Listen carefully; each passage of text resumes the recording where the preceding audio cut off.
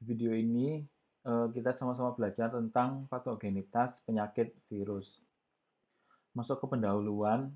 Nah, ini untuk menyebabkan penyakit, virus itu harus masuk dulu, kemudian kontak dengan sel rentan. Jadi ada pengikatan antara eh, reseptor dengan ligan ya, seperti di video sebelumnya multiplikasi virus karena ligan dari si virus ini cocok dengan reseptor pada sel penjamu.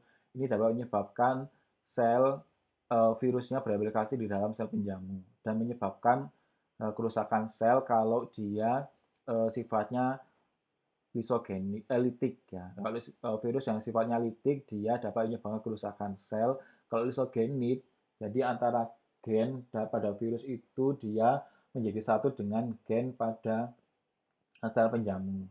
Pemahaman patogenitas ini penting untuk strategi antivirus yang efektif dan spesifik. Nah, kalau kita belajar patogenitas dari virus itu sendiri yang menyebabkan penyakit pada manusia ini untuk mengembangkan strategi antivirus ya, obatnya. Kalau yang eh, kita mempelajari struktur dan fungsi dari virus itu sendiri itu bisa kita gunakan untuk pengembangan obat, pengembangan bukan obat, pengembangan dari eh, vaksin. Nah, kalau kita mempelajari dua-duanya, virus sama objeknya ini kita dapat menentukan obat antivirus sendiri ya. Jadi kalau vaksin kan fungsinya untuk mencegah, jadi dia bukan sebagai antivirus. Sedangkan obat antivirus di sini tuh lebih sebagai obat seperti antibakteri, antibiotik, ya. Kalau pada virus ini sendiri spesifik untuk antivirus. Jadi dia mempelajari bukan hanya si virusnya sendiri, tapi juga si sel penjamu itu sendiri. Gitu ya. Langkah patogenesis virus ya ini ada 5. Yang pertama proses masuk dan replikasi pada sel primer, penyebaran virus dan tropisme sel, kemudian yang ketiga kerusakan sel dan penyakit klinis, yang keempat pemulihan dari infeksi, yang kelima pelepasan patogenitas virus. Yang pertama yakni proses masuk dan replikasi primer. Virus harus menempel dan masuk ke salah satu sel permukaan tubuh, bisa melalui kulit, saluran pernafasan, urogenital atau konjungtivita atau mata ya. Jadi tergantung antara ligan pada si virus sama reseptor pada sel penjamu. Jadi ligan sama reseptor nanti berikatan, virus itu dapat masuk.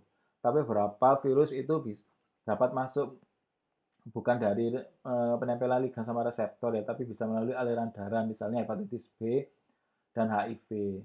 Juga bisa melalui transfusi darah atau vektor, misalnya arbovirus, misalnya demam berdarah, itu kan disebabkan oleh virus. Ya, itu dapat dimasukkan ke dalam tubuh kita melalui bantuan serangga atau nyamuk ya.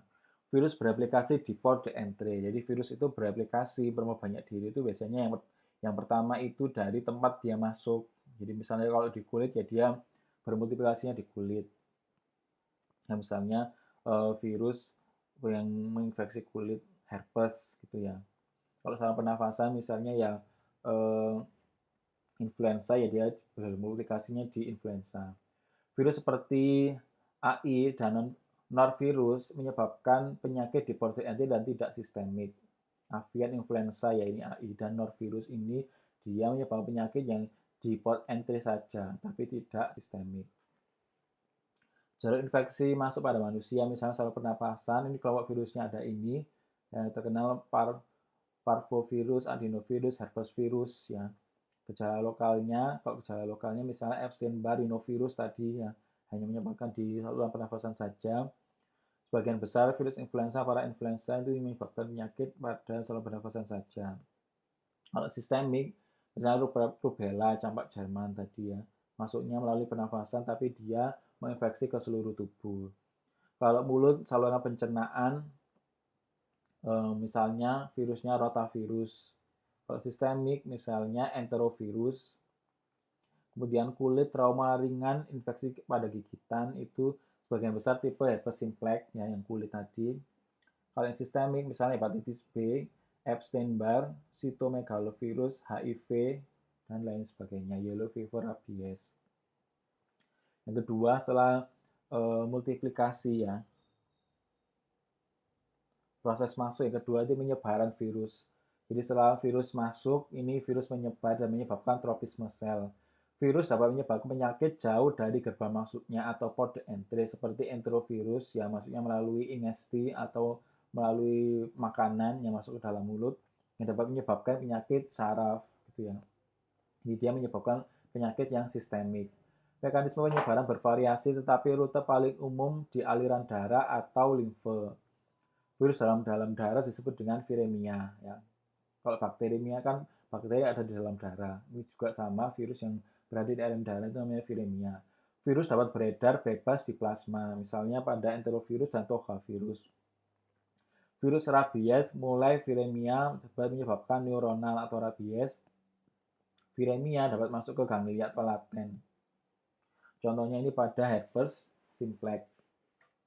Ya. Kalau rabies kan dia viremia kemudian masuk ke otak atau saraf, dapat menimbulkan kejang. Ya, viremia yang lain ini dapat masuk ke ganglia atau bersifatnya laten, tidak dapat hilang, misalnya pada herpes simplex. Lanjutan, virus cenderung menunjukkan spesifitas organ dan sel, disebut dengan tropisme sel. Ya. Spesifik hanya pada organ dan sel tertentu. Misalnya hepatitis B ini pada hati. Faktor ekspresi gen menentukan determinan tropisme sel. Mekanisme lain seperti enzim proteoglikan juga berpengaruh seperti paramoxivirus pada reseptor glikoprotein.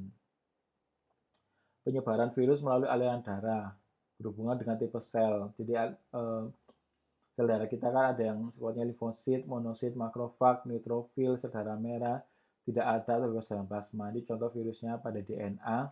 Kalau limfosit ada HBV, Epstein-Barr, cytomegalovirus. Kalau monosit makrofag contohnya pada cytomegalovirus gitu ya. Kalau saudara merah misalnya parvovirus B19. Kalau pada virus RNA itu nama virus campak, rubella, HIV. Kalau monosit makrofag, poliovirus, HIV sama campak. Kalau neutrophil avian influenza, kalau saudara merah pada virus chlorotic fever. Kalau yang tidak ada atau bebas dalam plasma itu contohnya pada togavirus dan picornavirus. Ini contohnya infeksi yang pada permukaan tubuh.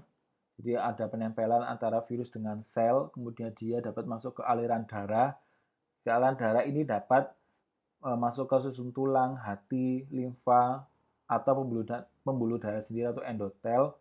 Dia masuk ke darah, viremia sekunder, ya. Di viremia sekunder ini dapat masuk ke membran nasal atau mukosa oral, kulit, otak, sampai paru-paru. Ini contohnya pada varicella itu yang mukosa oral, varicella, campak, rubella. Sedangkan kalau kulit misalnya pada herpes simplex yang zoster. Kalau otak, poliovirus, rabies, campak, kemudian pada paru-paru, kelenjar liur, dan ginjal ini pada campak, mumps, dan cytomegalovirus. Patogenitas virus yang ketiga yakni kerusakan sel. Jadi yang pertama tadi sudah penempelan, yang kedua replikasi, yang ketiga kerusakan sel dan penyakit klinis. Kerusakan sel dan gangguan fisiologi ini menyebabkan kerusakan jaringan dan ikut berperan dalam menimbulkan penyakit. Beberapa jaringan seperti epitel usus lebih cepat regenerasi dibandingkan dengan otak. Ya, jadi perlu diwaspadai kalau virus-virus ini dapat menyebabkan viremia kemudian sampai mencapai ke otak gitu ya. Beberapa efek fisiologi non letal fungsi sel seperti hilangnya produksi hormon. Jadi beberapa virus yang non letal ini dapat menghilangkan produksi hormon. Penyakit klinis merupakan infeksi dari serangkaian kejadian kompleks dan banyak faktor. Gejala umum klinis misalnya malaise dan anoreksia ya karena produksi tonin. Jadi malas makan. Malaise nyeri-nyeri biasanya. Kalau poliovirus kan biasanya nyeri di bagian badan, itu malaise. Penyakit klinis merupakan indikator tidak sensitif.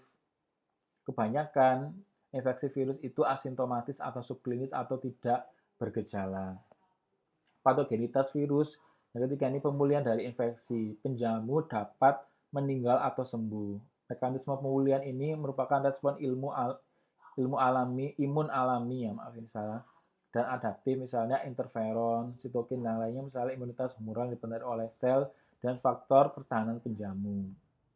Yang pemulihan dasar genetik permukaan penjamu berperan sebagai penentu infeksi sel sebagian besar. Pada infeksi akut berhubungan dengan bersihan virus. Patogenitas virus yang keempat yaitu pelepasan virus. Jadi setelah dia menimbulkan kerusakan, ini virusnya dapat lepas, yaitu tahap akhir dari patogenitas. Pelepasan terjadi dari permukaan tubuh yang terlibat pada masuknya virus. Pelepasan virus menandakan individu yang terinfeksi bersifat infeksius terhadap orang lain. Pada beberapa infeksi virus seperti rabies, manusia merupakan tempat infeksi terakhir dan tidak terjadi pelepasan. Ya. Jadi virus rabies ini tidak menginfeksi antara manusia satu dengan manusia lain, tapi dari hewan ke manusia. Ya. Manusia ini merupakan terakhir, penjamu terakhir. Respon imun penjamu, mekanisme pertahanan penjamu non-spesifik didapatkan setelah infeksi virus. Respon imun alami yakni IVN atau interferon mampu menghambat pertumbuhan virus dalam jangka waktu tertentu dan menginduksi imunitas humoral spesifik dan imunitas seluler. Ya, jadi kalau ada virus masuk ke dalam tubuh yang dikenali pertama kali respon imun dalam tubuh kita itu interferon. Ya. Interferon ini fungsinya ini menghambat pertumbuhan dari si virus itu sendiri, kemudian dia menginduksi, jadi dia memanggil imunitas yang lain seperti imunitas humoral spesifik sama imunitas seluler gitu ya. Karena ini imunitas spesifik sama imunitas seluler kan cukup lama. Ya kalau virus masuk ini kalau kita mengandalkan ini dia prosesnya cukup lama. Jadi interferon ini mengenali pertama kali virus masuk ke dalam tubuh.